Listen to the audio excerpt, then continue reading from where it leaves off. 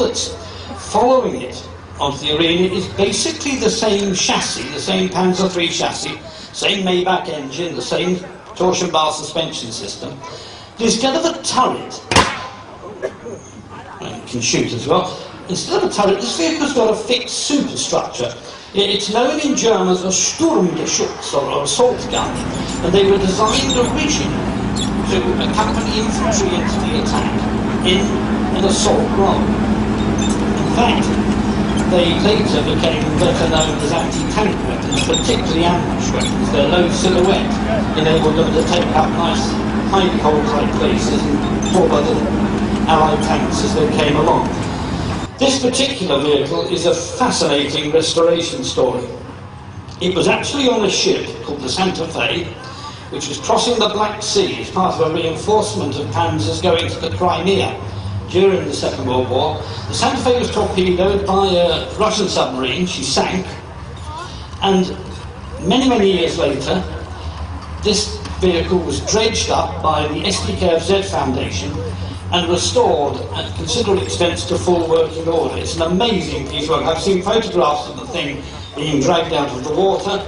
Luckily the Black Sea is virtually salt-free, so it hasn't been eaten by the salt, but it was still badly damaged, and it's been a tremendous amount of work getting it back into this condition, so it really is a remarkable job. One other thing about the Sturmgeschütz, you'll notice those sort of high side plates on it. They're known as Schützen, or skirts, and they really serve two purposes. And the original idea was to have a form of armour spaced away from the main armour, which would slow down anti-tank rifle bullets. The anti-tank rifle was always seen as one of the real horror stories.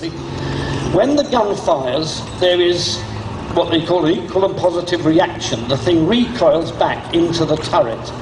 Everyone has to stay right in their place. You get in the way of that gun coming back, and there's no mercy, it wallops you. So you sit in your seat and you stay there.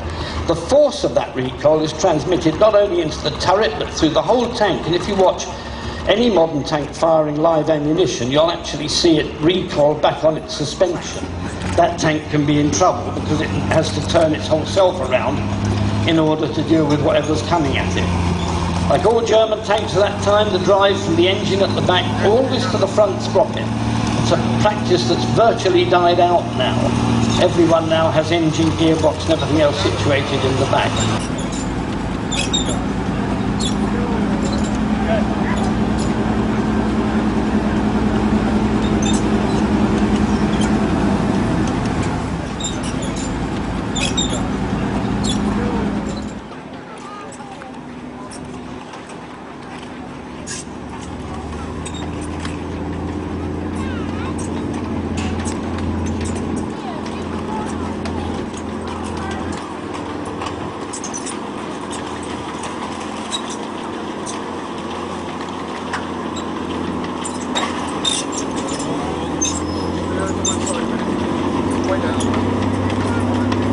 Over to one side, Jerry.